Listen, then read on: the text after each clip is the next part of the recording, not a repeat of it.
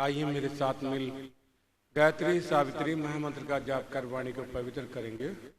ओम भूर्भुवः स्वः तत्सवितुर्वरेण्यं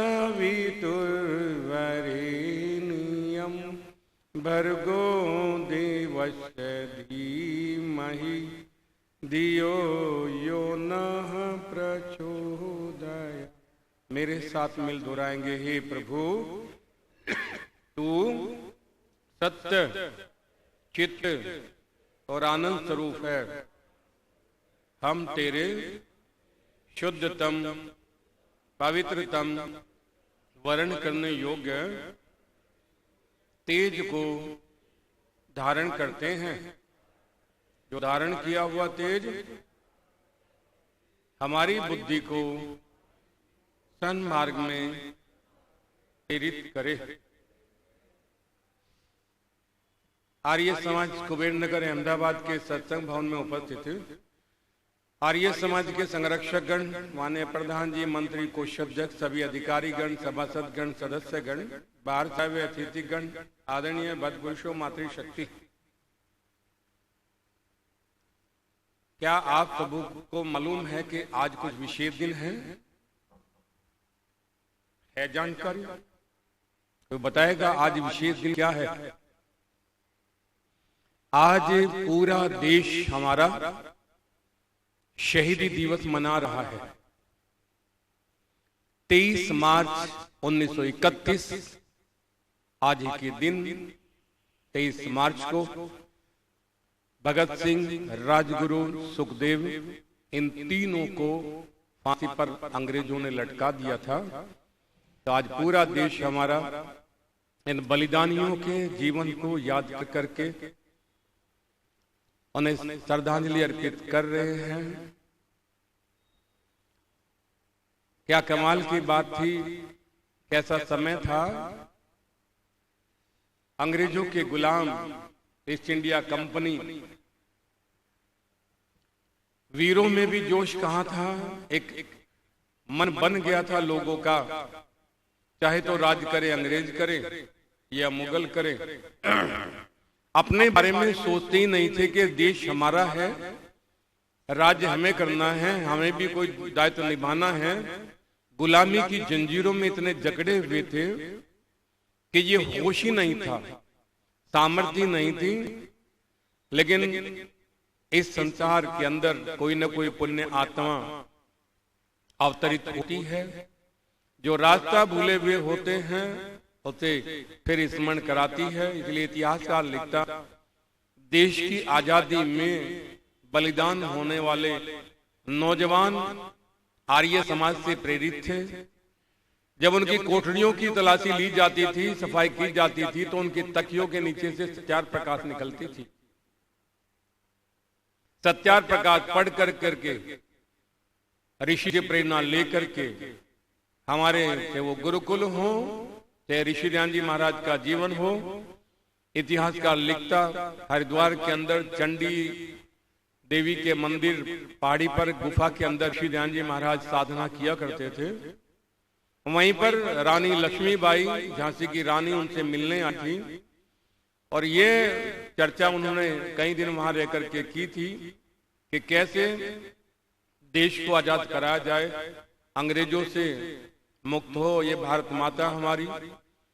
और चर्चा कर करके ऋषि से 11,000 के उस समय दक्षिणा दे करके झांसी की रानी आजादी का वो मंत्र लेकर के ऋषि ध्यान जी महाराज से गई थी।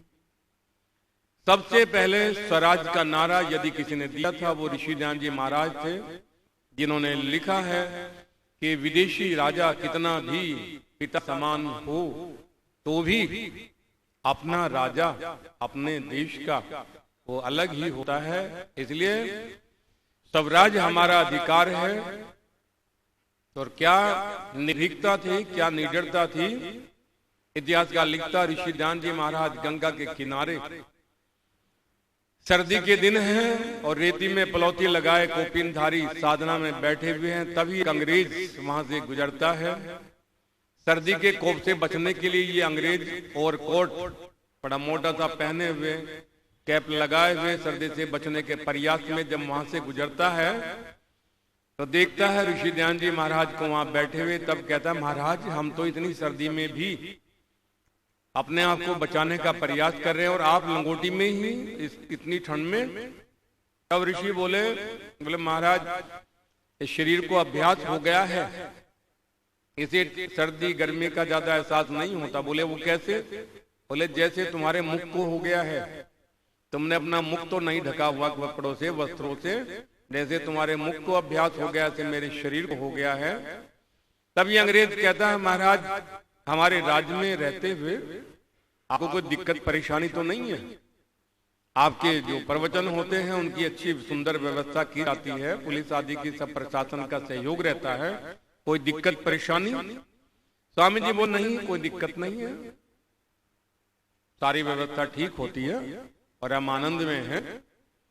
तब ये अंग्रेज पासा फेंकता है और तब कहता है यदि हमारे राज्य में आप स्वच्छंद रह करके बिना किसी विघ्न बाधा के अपने प्रवचन आदि कार्य करते हैं तो फिर भगवान से प्रार्थना करो, प्रार्थना करो सुबह शाम उससे महाराज कि हमारा एक छत्र राज सदा बना रहे और हम ऐसे ही भारत पे राज करते रहें। कोई और व्यक्ति होता तो मौन होकर के रह जाता, लेकिन ऋषि जी महाराज कहते हैं हाँ महाराज मैं तो सुबह शाम प्रार्थना एक ही करता हूँ, भगवान से प्रार्थना करता हूँ कल ये अंग्रेज लोग यहाँ से जाएं हमारे देश को और हम स्वतंत्र रह करके अपने देश को आजाद कराएं और ये यहाँ से जाएं छोड़ करके। कितनी निर्भीकता के साथ में ये बात अंग्रेज अफसर के सामने कहना कोई छोटी बात नहीं। ये आत्मा का बल जिस व्यक्ति का होता है वही ऐसी बात कर सकता है। स्वामी श्रद्धानंद जी के द्वारा स्थापित गुरुकुल कांगड़ी हरिद्वार, जिसके अंदर बहुत से नौजवान स्वतंत्रता सेनानी रह करके बम आदि बनाने का आए। बोले यहाँ पर हमने सुना है ऐसे योजनाएं चली जाती हैं हमारे विरोध में। पता लगता कि इतिहास के अंदर यदि देखें देश की आजादी के लिए बलिदान होने वाले लोगों में, और वो ये नहीं कि एक ही समुदाय हो, चाहे हिंदू हो, चाहे मुस्लिम हो, चाहे वो सिख हो, चाहे ईसाई हो, सबका योगदान इस देश की आजादी में रहा है। और कैसे कैसे दीवानगी थी, विवाह केवल चंद्रशेखर आजाद का ही हुआ था, जिनका एक हाथ पिस्तौल पे दूजा मूछ पे रहता था। यही चंद्रशेखर थे जिनका विवाह हुआ था। इनकी पत्नी को तब भाभी कहा करते थे। आदरणीय बदपुरुषों मातृशक्ति चंद्रशेखर से मिलने के लिए जब भगत सिंह, राजगुरु, सुखदेव इनसे मिलने पहुंचे और कहा कि हम टीम भावना से काम करेंगे, सब मिलकर के इन अंग्रेजों के साथ में मुकाबला करेंगे और लड़ने के लिए हथियार की जरूरत होती है, हथियार हमारे पास में नहीं है, तो फिर करें क्या? बोले शाहजहांपुर से काकोरी तक ट्रेन चलती है, आगे जाती है और उस ट्रेन के अंदर बहुत सारा तिजोरी के अंदर सोना चांदी धन रुपया अंग्रेज लोग यहाँ से लेते हैं, हमारे ही देश का धन है, हमारा पैसा है। तब विचार हुआ कि इसे लूटा जाए धन को, और इस धन से फिर हथियार खरीद करके अंग्रेजों के खिलाफ हम लड़ेंगे, अपने देश को आजाद कराएंगे। चंद्रशेखर भगत सिंह बोले कि हम इस काम को करेंगे, लेकिन राम प्रसाद बिस्मिल बोले आप हमारे सीनियर लीडर हैं, आप ये काम मत करो, आपको जरा सी कुछ हानि हो गई तो दिक्कत होगी, इसे हम करेंगे इस कार्य को। और तब इतिहासकार लिखता राम प्रसाद बिस्मिल, रोशन सिंह, राजेंद्र लाडी, इस्फाकुल्ला खां, इन चारों ने योजना बनाई कि इस धन को हम लूटेंगे, जो हमारा ही धन है, हमारे देश का है, ये विदेशों में ले जाते हैं लूट करके हमारे धन को। और ये शाहजहांपुर से ट्रेन में चढ़े, तब इतने साधन भी नहीं थे, छीनी और हथौड़ा लेकर के लोग चढ़े थे और उस तिजोरी को छीनी हथौड़ों से उन्होंने उस ताले को, कुंडे को काट करके वो सारा धन लूट लिया। लेकिन हमें तो अपनों ने लूटा, गैरों में कहां दम था। हमारे दो व्यक्ति उन्होंने मुखबरी की, अंग्रेजों को खबर कर दी, इन चारों को गिरफ्तार कर लिया गया। इस्फाकुल्ला खां, रोशन सिंह, राजेंद्र लाडी, राम प्रसाद बिस्मिल गिरफ्तार कर करके इन्हें जेलों में डाल दिया गया। भगत सिंह, राजगुरु, सुखदेव चंद्रशेखर से मिलते हैं, बोले हम संगठन के साथ में काम करेंगे। तो चंद्रशेखर बोले इतना आसान नहीं है अंग्रेजों के खिलाफ लड़ना, तो बोले जो चाहो परीक्षा लो। तब चंद्रशेखर आजाद ने एक मोमबत्ती को जलाया और हाथ करने के लिए भगत सिंह को कहा। जलती हुई मोमबत्ती के ऊपर भगत सिंह का हाथ था और जब चमड़ा जलने की दुर्गंध आई तब चंद्रशेखर ने अपनी गोली से मोमबत्ती को बुझाया और संगठन में शामिल कर लिया भगत सिंह को। राजगुरु ये भी जाता है रसोई के अंदर और बर्तन पकड़ने का जो जमोड़ जो संडासी होती है उसे गर्म कर करके तपा करके अपनी छाती की खाल खींचता है। दौड़ करके अंदर आते हैं साथी लोग, बोले क्या कर रहा है पगले? बोले परीक्षा दे रहा हूं। ये भी परीक्षा दे रहे हैं। सुखदेव जंगल में निकल जाते रात को, सारे वस्त्र उतार करके सारी रात जंगल के अंदर जो डांस आदि मच्छर होते हैं उनसे अपने शरीर को नचवाते। जब सुबह आते पूरा शरीर सोजा हुआ है, पूछते तुम कहां? बोले परीक्षा देने के लिए। इन सबको संगठन में शामिल कर करके देश की आजादी के लिए लोग काम करते थे। और जब इनसे विवाह की बात की जाती थी तो एक ही बात कहते थे, हमने तो आजादी से विवाह किया हुआ है, आजादी घर लेकर के आएंगे, इससे हमने विवाह किया हुआ है। और ये कहा करते थे बहाओ खून का दरिया वतन तुमसे, ये कहता है खून ही तो गुलामी के दागों को धोता है। इसलिए ये अंग्रेजों के खिलाफ लड़ते हैं।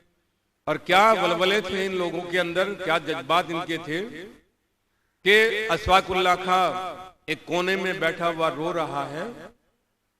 जब भगत सिंह आदि इन्होंने देखा, राम प्रसाद ने देखा, बोले अशफाकुल्लाह क्या हो गया, तो रो क्यों रहे हो? अंग्रेजों से डर गए, इनके कोड़े से डर गए हो, क्या बात है, क्यों रो रहे हो? अशफाकुल्लाह कहता नहीं महाराज बस ऐसे ही। नहीं, बोले कारण बताओ। फांसी के फंदे से डर गए हो, कोड़ों से डर गए हो, बर्फ की सिल्ली से लेटोगे उससे डर गए हो? अशफाकुल्लाह कहता नहीं महाराज ऐसा नहीं है। तो फिर रोने का कारण? तब अशफाकुल्लाह खां कहता है अरे मैं उस परवरदिगार से अल्लाह ताला से प्रार्थना कर रहा हूं। बोले प्रार्थना क्या कर रहे हो? बोले सत्य सनातन वैदिक धर्म के अंदर तो दूसरा जन्म है, तीसरा जन्म है, ये आत्मा अमर है, जल इसे गीला नहीं करता, वायु सुखा नहीं सकती, अग्नि जला नहीं सकती, इसमें तो जन्म लो, फिर आओ, फिर लड़ो, फिर बलिदान दो, फिर आओ, फिर लड़ो। और हमारे यहाँ तो इस्लाम के अंदर दूसरा जन्म है ही नहीं।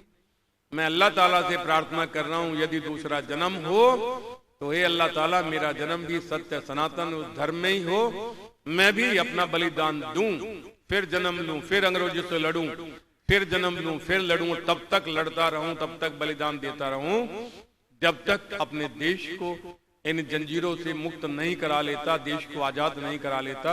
ये वलवले नौजवानों के अंदर थे।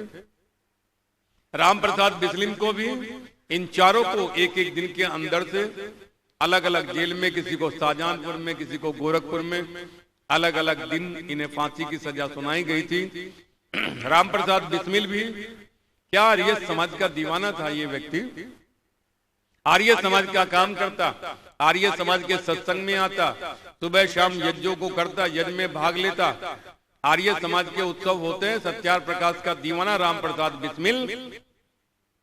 पिताजी ने देखा काम कैसे चलेगा, गुजारा कैसे होगा, ये दीवानगी आर्य समाज की। तब इन्होंने राम प्रसाद बिस्मिल को बैठा करके कहा सुन राम प्रसाद बेटा, एक का चुनाव करना पड़ेगा, चाहे घर चुन ले चाहे आर्य समाज चुन ले, एक को छोड़ना पड़ेगा, चाहे घर छोड़ चाहे आर्य समाज छोड़। राम प्रसाद कहता घर छोड़ दिया, आर्य समाज नहीं छूटेगा। ये दीवानगी आर्य समाज के प्रति ऋषि से प्रेरणा लेकर के सत्यार प्रकाश आदि पढ़ करके इन लोगों ने अपना जीवन देश के लिए लगाया। और जब लगभग फांसी को 24 घंटे ही बाकी थे तब जेलर ने सोचा जाकर के देखूं राम प्रसाद की स्थिति क्या है। लोगों के हृदय कांप जाते हैं मृत्यु का नाम सुनकर के, फांसी का नाम सुनकर के। फांसी की सजा ही से व्यक्ति के बालों में सफेदी आ जाती है, घबरा जाता है। जाकर के देखे 24 घंटे बाकी हैं, राम प्रसाद काल कोठरी में कर क्या रहा है। जाकर के देखता है जेलर, राम प्रसाद पसीनों से चूर-बूर है, पसीने टपक रहे हैं, दंड बैठक लगा रहा है राम प्रसाद, और दंड बैठक लगाते पसीने से चूर है। जेलर कहता अरे राम प्रसाद ये क्या? बोले क्यों, क्या हुआ? बोले 24 घंटे के बाद में तुम्हें फांसी हो जाएगी, तुम बचोगे नहीं है, शरीर तो सब समाप्त हो जाएगा, फांसी पे लटक जाएगा। ये दंड बैठक, ये जो लगा रहे हो, एक्सरसाइज कर रहे हो, पसीना, ये क्या? राम प्रसाद बिस्मिल्लाह कहता तुमने सुना नहीं है, पढ़ा नहीं है? अरे जाऊंगा तो फिर आ जाऊंगा, फिर जन्म लूंगा, फिर बलिदान दूंगा, फिर आ जाऊंगा। और सुन जेलर, इस संसार में व्यक्ति के साथ में जब संसार से जाता है तो उसके कर्म, उसके संस्कार उसके साथ में जाते हैं। जो संस्कार मेरे हैं एक्सरसाइज के, शरीर को बलिष्ठ बनाने के, ये संस्कार मेरे साथ में जाएंगे। और जब साथ में जाएंगे तब आऊंगा, आकर के यहीं से फिर शुरू कर दूंगा और फिर इन अंग्रेजों के खिलाफ लड़ूंगा, फिर जन्म लूंगा, फिर लड़ूंगा। ये जेलर कहता है राम प्रसाद जन्म लोगे फिर लड़ोगे? बोले हाँ। बोले क्या गारंटी है कि तुम्हारा जन्म पुरुष का ही हो, महिला का जन्म हो गया तो? जब राम प्रसाद कहता महाराज फिर तो और भी आनंद आ जाएगा। बोले इसमें आनंद की बात कौन सी? बोले यदि पुरुष का जीवन मिलता तो अकेला आता, लड़ता, फिर बलिदान देता। यदि महिला का जीवन मिल गया, विवाह करूंगा, विवाह कर करके 8-10 नौजवान बच्चे जब पैदा होंगे उन्हें जवान कर करके उन्हें कहूंगा टूट पड़ो इन अंग्रेजों के ऊपर, और तब तक इनके ऊपर टूटो, इन्हें यहां से भगाओ जब तक मेरी भारत माता इन गुलामी की जंजीरों से मुक्त नहीं हो जाती। क्या वलवले इन लोगों के अंदर थे। जन्म लेते रहेंगे, लड़ते रहेंगे अंग्रेजों से। भगत सिंह के दादाजी को जानता, उनके दादा का नाम क्या था? भगत सिंह के दादा का नाम था अर्जुन सिंह, सरदार अर्जुन सिंह। सरदार अर्जुन सिंह, इनके दादा का यज्ञोपवीत संस्कार ऋषि ध्यान जी महाराज ने किया था। भगत सिंह के दादा का यज्ञोपवीत संस्कार ऋषि ध्यान जी महाराज ने, और संस्कार कराते हुए उन्होंने कहा था कि इस यज्ञ को अपने जीवन में रखना है, यज्ञ छोड़ना नहीं है। इनके दादा यज्ञ करते थे और परिवारों में करवाते थे, और हवन कुंड को सर पे लेकर के चलते थे। किसी ने पूछा महाराज ये हवन कुंड सर पे क्यों? बोले श्रेष्ठतम कर्म है, इसे पैरों में कैसे रखूं? अरे जो है ही श्रेष्ठतम कर्म, तो सर का हमारे माथे का ताज है, इसे नीचे कैसे रखूं? इन्हीं दादा ने, जब इनके घर पे जन्म हुआ भगत सिंह का, भक्ता इसका नाम रखा गया, तब इन्होंने प्रतिज्ञा की थी कि मैं अपने इस पोते को देश के लिए समर्पित करता हूं, मेरा ये पोता देश के लिए काम करेगा। भगत सिंह के पिता जिनका नाम सरदार किशन सिंह, इनके चाचा एक स्वर्ण सिंह, दूसरे अजीत सिंह। इनकी माता का नाम विद्यावती था। इनकी माता के दर्शन करने का सौभाग्य हमें प्राप्त हुआ है। सहारनपुर के अंदर भगत सिंह चौक है, जब ये वहां पर आई थी उसका उद्घाटन करने के लिए, तब हमने दर्शन किए थे। सहारनपुर में ही इनके भाई छोटे, जिनका नाम सरदार कुलतार सिंह, अब वो नहीं रहे हैं। वो 7 साल के जब थे तब उन्होंने भगत सिंह से जेल में मिलकर के बात की थी, और हमें सौभाग्य है कि इनकी माताजी का भी हमने दर्शन किया। और इनके भाई कुलतार सिंह जी, आर्य समाज शामली का कार्यक्रम था, तब मन बनाया कि कुलतार सिंह जी को आमंत्रित किया जाए, उन्हें सम्मान दिया जाए। तब हम गाड़ी लेकर के सहारनपुर गए जहां इनकी कोठी थी, और इनके छोटे भाई कुलतार सिंह जी हमारे साथ में आए। आर्य समाज शामली में इनका शॉल आदि स्मृति चिन्ह देकर के स्वागत सत्कार किया गया। हमारे निवास पर इनका भोजन हुआ। जब मैंने छोड़ने के लिए गया इनके निवास पर, मैंने देखा वहां भगत सिंह के कितने ही चित्र बने हुए थे, इनके मकान में कितने चित्र लगे हुए थे। मैंने आदरणीय भ्राता कुलतार जी से पूछा महाराज ये सारे चित्र क्या भगत सिंह के असली फोटो हैं? कुलतार सिंह कहते नहीं आचार्य जी ये असली फोटो नहीं है। बोले फिर ये? बोले तो चित्रकार के द्वारा बनाए गए हैं, उनका असली फोटो तो एक ही है। तब उन्होंने वो फोटो लेमिनेशन में दिखाया कि भगत सिंह जेल के अंदर बंद है, बेड़ियां लोहे की जंजीरों में जकड़ा हुआ है, बाल उसके खुले हुए हैं, चारपाई पे बैठा हुआ है। तब कुलतार सिंह जी ने मुझे बताया था कि तब ये नौजवान चित्र नहीं खिंचवाते थे, चित्र से मिलान कर करके इन्हें पहचान लिया जाता था। ये चित्र भी धोखे से अंग्रेज सरकार ने इनका खींचा था। मैंने कहा महाराज आप तब मुझसे बोले, जब मैं लगभग 7 वर्ष का था तब जेल में मैं मिला था जाकर के बड़े भाई भगत सिंह से, और मेरी आंखें डबडबा आई थी। तब भगत सिंह बोले थे, बोले चलो खुरदार अपना ध्यान रखो, पढ़ाई करो। और भगत सिंह ने फिर एक लेटर अपने भाई कुलतार को लिखा था। वो लेटर लेमिनेशन उनके पास में था, जो उन्होंने मुझे दिखाया, जिसमें लिखा था, बरखुरदार आज तुम्हारी आंखें डबडबाई हैं, मेहनत करो, पढ़ाई करो और खुश रहो अहले वतन, हम तो सफर करते हैं। ऐसे कुलतार सिंह, इनके छोटे भाई जो अब नहीं रहे हैं, उनका परिवार अब भी सहारनपुर में रहता है। उनके जो बेटे हैं, नाती पोते हैं, वो वहां रहते हैं। एक दूसरी माता थी जिनका नाम था दुर्गा भाभी। दुर्गा भाभी के पति इनके लिए बम आदि बनाया करते थे। और ये वो दुर्गा भाभी थी, जब सैंडर्स को मारने के बाद में लाहौर से भगत सिंह को निकालना था, तब यही दुर्गा भाभी उस समय जब घूंघट प्रथा थी, तब ये दुर्गा भाभी भगत सिंह की पत्नी के रूप में और अपने छोटे से बालक बेटे को, सच्ची को गोद में लेकर के उनके साथ में, वो दृश्य था जब भगत सिंह ने अपने बालों को कटवा करके, हैट लगा करके, अंग्रेज का रूप धारण कर करके दुर्गा भाभी के साथ में वो कलकत्ता गए थे। जब हमें मालूम हुआ कि दुर्गा भाभी गाजियाबाद के अंदर राजनगर में रहती हैं, तब हमने मन बनाया कि ऐसी उस माता के दर्शन करें जिन्होंने भगत सिंह के साथ में रह करके देश को आजाद कराया। जब हम गाजियाबाद में उनके पास में गए, उनके बेटे ने एक बार तो कहा, बोले नहीं आचार्य जी, वो उस समय कांग्रेस का राज था, चारों तरफ घोटाले ही घोटाले थे।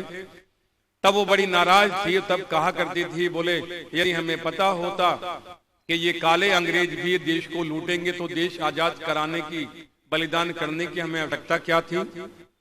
तो मिल नहीं रही थी, सबसे नाराज थी। तब हमने आग्रह किया, तब उन्होंने कहा चलिए आइए आपको मिलवा देते हैं। और तब हम गए राजनगर की उस कोठी में दुर्गा भाभी की। हमने देखा कमरे के अंदर जमीन के ऊपर उनका मोटे गद्दे का बिस्तर लगाया हुआ है, वो लेटी हुई है। हमने पैर छुए और पैर छूकर अपना परिचय दिया। और तब उन्होंने एक ही बात कही, बेटा तुम्हारी आजादी तुम्हें मुबारक हो। ये दुर्गा भाभी, विद्यावती माता भगत सिंह, इनके चाचा स्वर्ण सिंह जेलों में आते जाते, इनके पिता किशन सिंह, इनके दूसरे चाचा अजीत सिंह, आना जाना लगा ही रहता जेलों के अंदर। इनका एक ही मकसद था, भारत माता को आजाद कराना। कैसे भी हो बलिदान दो और इस भारत माता को आजाद कराओ। तब साइमन कमीशन के नाम पर लाला लाजपत राय जी के ऊपर जब लाठी चार्ज हुआ और वो लगभग 18 दिन के बाद में अंतिम सांस उन्होंने ली, तभी से इनके मन में था। और तब सैंडर्स को इन्होंने मारा। असेंबली के अंदर ऐसा प्रस्ताव पास करना था जिसमें हमारे देश के नागरिकों के प्रति इस तरह का कानून लेकर के आना था जिससे उससे बड़ी हानि होती। तब भगत सिंह ने अपने मित्र बटुकेश्वर दत्त को साथ में लेकर के ये सोच करके कि दुनिया में अपनी आवाज को प्रकट करो, अपनी आवाज सिद्ध करो। और तब ये असेंबली के अंदर पहुंचे और जहां कोई नहीं बैठा था, वह स्थान खाली था, वहां वो बिल पास होना था। तब इन्होंने वहां से बम फेंक करके धुआं हो गया, हाहाकार मच गया। और ये दोनों भागे नहीं, भागना इनका मकसद भी नहीं था, इन्हें गिरफ्तार कर लिया गया। इन्होंने कहा हमारा मकसद किसी की हत्या करना नहीं था, हमारा मकसद केवल एक ही था कि जिससे अंग्रेजों के कान में लगी हुई डांट खुले और ये गूंज जाए कि अंग्रेजों भारत छोड़ो, हमें आजाद करो, स्वराज्य हमारा अधिकार है। भगत सिंह को फांसी की सजा, बटुकेश्वर दत्त को आजीवन कारावास की सजा हुई। वहीं जेल में राजगुरु सुखदेव, इन्हें भी आजीवन कारावास की सजा थी। लेकिन अंग्रेजों ने नया षड्यंत्र रख करके उनके ऊपर दूसरे आरोप लगा करके उन्हें भी फांसी की सजा मुकर्रर की और तारीख निश्चित की 24 मार्च 1931। 24 मार्च 1931 जब मुकर्रर कर दी, लेकिन देश के अंदर तरह का वातावरण बन गया, विद्रोह के स्वर गूंज उठे। अंग्रेजों को डर लगा, खतरा हुआ कि कभी आंदोलन ना हो जाए, जनता ना आ जाए और जेल से ये सब तोड़ करके दरवाजे इन्हें मुक्त ना कर में, तब इन लोगों ने चाल चली कि 24 मार्च की बजाय 23 मार्च को ही शाम के समय इन्हें फांसी देने का निर्णय कर लिया गया। और जब भगत सिंह की काल कोठरी में जाते लेनिन की वो डायरी पढ़ रहे थे, तब कहा महाराज आज आपको फांसी। मुस्कुराता है भगत सिंह, बोले फांसी? मित्रों से तो मिलने ने तो मुझे, किस किस को फांसी? बोले राजगुरु सुखदेव, आपको तीनों को फांसी दी जाएगी। तब दिल से बैरक से कोठरी से बाहर निकलते हैं तीनों गले मिलते हैं, एक दूसरे से लिपट जाते हैं और लिपट करके कहते हैं जेलर, ना हमें हथकड़ी लगाई जाएगी, ना हमारे चेहरे पर काले नकाब डाले जाएंगे, हम अपनी मर्जी से इस फंदे को चूम के अपने गले में डालेंगे और तीनों के तीनों ये जय जयकार भारत माता की जय, वंदे मातरम। पूरी जेल के अंदर जितने भी कैदी थे, एक स्वर के अंदर वो वंदे मातरम ये पूरी जेल गुंजायमान थी। और ये तीनों गाते हुए मेरा रंग दे बसंती चोला, मेरा रंग दे बसंती चोला गाते हुए सीधे फांसी के तख्ते पर पहुंचते हैं और जाकर के अपने ही हाथों फांसी के फंदे को चूम करके अपने गले में डाल लेते हैं। और ये तीनों देश के लिए अपना बलिदान दे देते हैं। बलिदान इसीलिए था, भगत सिंह कहा करते थे कि जब किसी नौजवान का बलिदान होगा तो इन नौजवानों के अंदर जो ठहरी हुई जवानी है, जो इनमें उत्साह नहीं है, सोई पड़ी है जवानी, तब इनके अंदर कुछ रोजगार होगा। और ये शोर हुआ कि बलिदान दे दिया गया है। अंग्रेजों ने दीवार तोड़ करके इन्हें बोरों में भर करके इन्हें ले जाया गया, जिससे जनता में विरोध ना हो जावे। इसलिए ओ आदरणीय बदपुरुषों मातृशक्ति, हुस्नी वाला के अंदर, हुस्नी वाला में इनकी अंत्येष्टि की गई। आज भी वह स्थान शहीदी दिवस के रूप में चमचमाता है। इसलिए जिन नौजवानों ने हमारे लिए बलिदान किया, आज का ये दिन बलिदान दिवस हम सब लोगों के लिए ये विचार करने का है कि कितनी मुश्किल से हमें ये आजादी मिली है। कौन कहता है कि दे दी हमें आजादी बिना खड़क बिना ढाल, साबरमती के संत तूने कर दिया कमाल। चरखा चलाने से कभी आजादी नहीं मिलती, आजादी मिलती है बलिदानों से, खून बहानों से। इसलिए नौजवान कहते थे बहाओ खून का दरिया वतन तुमसे, ये कहता है खून ही तो गुलामी के दागों को धोता है। और इन नौजवानों ने देश के लिए बलिदान दिए, बलिदान देने से तब ये मेरा देश आजाद हुआ। आज वही दिवस है 23 मार्च 1931 को, 23 मार्च के दिन इन तीनों नौजवानों का बलिदान हुआ। आज का दिन शहीदी दिवस, हम इनके जीवन से संबंधित साहित्य को पढ़ें और जाने भगत सिंह कौन थे, कौन इनके दादाजी थे, कौन इनके पिता थे, कौन इनके चाचा थे, कैसे इन्होंने देश के लिए अपना बलिदान दिया, कैसे संघर्ष कर करके इस देश को आजाद कराया। आज हम खुली हवा में सांस ले रहे हैं, आज हम आजाद हैं, स्वतंत्र हैं, लेकिन उसके लिए बहुत बलिदान कुर्बानी हमें देनी पड़ी। आज इस शहीदी दिवस को सार्थक करते हुए अपने बच्चों को और हम भी खुद भी इन शहीदों के जीवन को पढ़ें, जिन्होंने आज के दिन अपना बलिदान दिया था। वो सरदार भगत सिंह, राजगुरु सुखदेव, इन्हें पढ़ें, साहित्य हो तो, अन्यथा मोबाइल में सारा कुछ डाटा है। इनके जीवन को पढ़ें, कैसे इनका बलिदान हुआ, और इस बलिदान को भूले नहीं, क्योंकि ये देश हमारा है और हमारा देश है। ये तब तक हमारा देश है जब तक हम जागरूक हैं। इन बलिदानियों का बलिदान देश के लिए ये अमर हो गए। आइए हम सब भी अपने तन मन धन से अपने देश की रक्षा और सुरक्षा करने वाले बने। इसलिए मेरे साथ मिलकर के जोर से बोलिएगा, बोले भारत माता की। आज के इस बलिदान दिवस पर समय को देखते हुए आप सभी महानुभाव का हृदय से आभार और इन बलिदानियों के प्रति शत शत नमन। वाणी को विराम। ओम शम। ओम द्यौः शांति अंतरिक्ष गुम शांति पृथ्वी शान्तिराप शान्तिरोषधय शान्ति वनस्पतयः शान्तिर्विश्वे देवा शान्ति ब्रह्म शान्ति सर्वं शान्ति शान्तिरेव शान्ति शामा शान्तिरेधि ओम शांति शांति शांति। ओम जो बोले सो अब है। महर्षि दयानंद की, स्वामी विरजानंद की, स्वामी श्रद्धानंद की, पंडित लेखराम की, मर्यादा पुरुषोत्तम श्री राम की, भारत माता की, देश के शहीदों की, गौ माता का, आर्य समाज, वेद की ज्योति, ओम का झंडा, बोले सत्य सनातन वैदिक धर्म की वैदिक ध्वनि।